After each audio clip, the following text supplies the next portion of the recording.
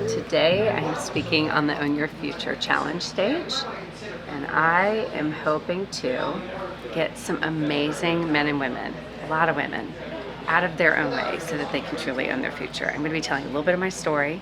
I'm going to talk about how you can do it messy, do it scared, do it imperfect, do it anyway. The Own Your Future Challenge is Dean and Tony helping hundreds of thousands of people own their future. Like, go from infancy, like remember those beginning stages of your business, like I do, 2004, when I was just getting started, those infancy stages, do your thing, don't worry, of thinking, can I do this? Can I do this? Does this actually work? Does it work for people like me?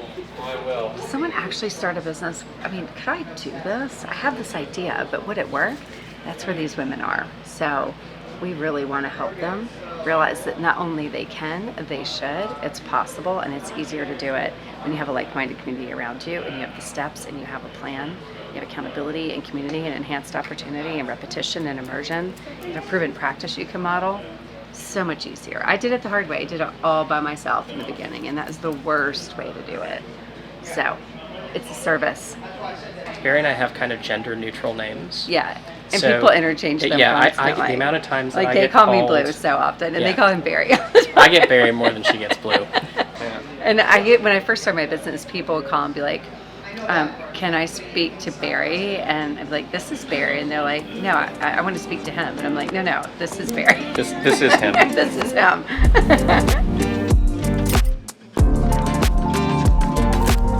Barry B. Yes. You are about to go on stage today and serve hundreds of thousands of people with a tool and a technique and a methodology and a way of thinking that you've developed over years and years and years. Yes.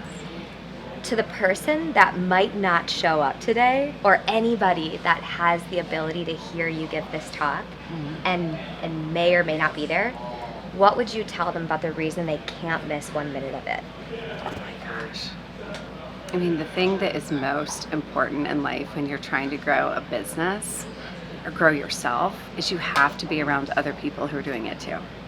And you've got to have like a big dose of motivation and inspiration and a little bit of tactic. And I think a big mistake people make is they think they need lots of tactics and just a little bit of inspiration. I think you need lots of inspiration, a little bit of tactics, and you can't do that in a bubble. You can't like completely motivate yourself in a bubble. So you're like taking yourself. Blue and I were actually talking about this morning this idea that the one guarantee is that if you stay where you are, you stay stuck. Right? So it's like you can't guarantee a lot of things, but I can guarantee that if you don't take action, your life doesn't look any different tomorrow than it did today. At least it doesn't look any better. So why would you miss an opportunity to make everything better? Do you remember the first time you ever spoke on stage? Oh my gosh, do I think that's a great question. Oh, my trade association. Oh gosh, I forgot about this. This feels so long ago.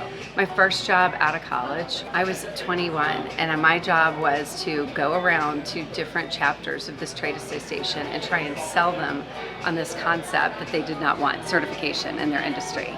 And you know, you can't rent a car at 21, so literally they'd come pick me up at the airport and they'd drive me to this little chapter meeting. Sometimes they're in people's houses, sometimes they're in like the Holiday Inn. And I do my little, explanation, song and dance and dog and pony show. And sometimes they were really mean to me because they didn't want this. They'd ask like really tough questions and I would be like, I will not cry, I will not cry, I will do this. And it got to a point where they would like at the end of a talk be like, kiddo, that was so good, you've gotten so much better. And it would be like the person who had just like challenged me, and then afterwards they could be like, that was so good, you've gotten so much better at this. Like, you're really getting good at this. I thought it was really lovely. They were like championing me, even though they didn't really love what I was there to do. They loved me. I really felt that from them. Look at how cool your man is right now. Hold on, let me just say this. He's just like over here, just like, babe, you're so hot, you're so smart, you're so wise, like let me just film. No, in all seriousness, as we were leaving today, this is what he said. He's like, this talk is so amazing. You're gonna be so good today. I can't wait to see you on stage. You're gonna crush it. I'm like, I love that. She is going to crush it. It's gonna be amazing. I'm going through this one last time, but it's new content I haven't taught before. It has a lot of little beats, and I want to make sure I don't miss a beat. If I had more time, I'd write you a shorter letter. It's the hardest thing. Short talk, much harder than a long talk. And I am super excited because I'm about to go on stage. I'm going to be sharing with you. I'm always a little nervous. Not for me, for them. Like I want to make sure that I really serve them at the highest level.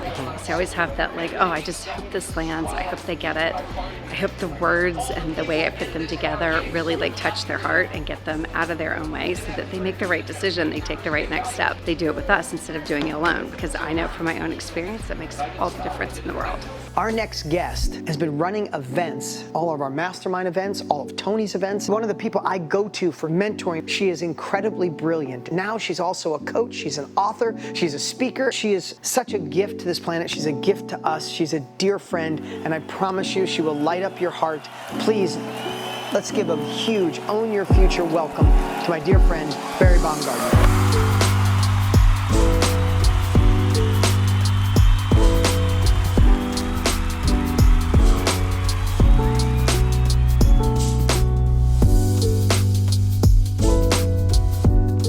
Businesses have died on the vine for want of perfection than we could possibly number or name.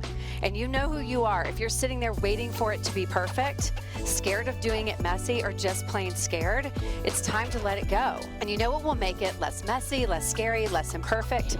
Doing it with other like-minded people. Only you can do the work, but you don't have to do it alone. Do it scared, do it messy, do it imperfect, do it anyway. I'll see you on the other side.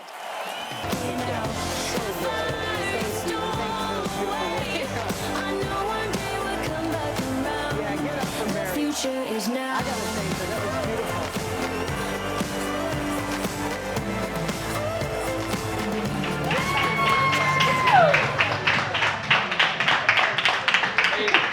You're unbelievable! It's like we even know what to expect. I think it went well. I mean, you know, we have to see. Like the chats look positive. Hopefully, we see that and people saying yes to themselves, because that's really the ultimate answer. You know how you did by whether people said after that talk, yes, I'm going to do it messy. I'm going to do it scared. I'm going to do it imperfect. I'm going to do it anyway. If they did that, then it was a successful talk. But it was a fun talk, regardless. And it's always so fun giving a first-time talk, and you know the next one's going to be even better. Like that's the one bummer of a first-time talk is when you give it the second time, the third time, the fourth time, the fifth time. Each time it gets better. So, you know, it was talk 1.0, and when it's talk 4.0, it'll be even better. But if Dean's happy, I'm happy. I believe his words were, make sure she knows she crushed it.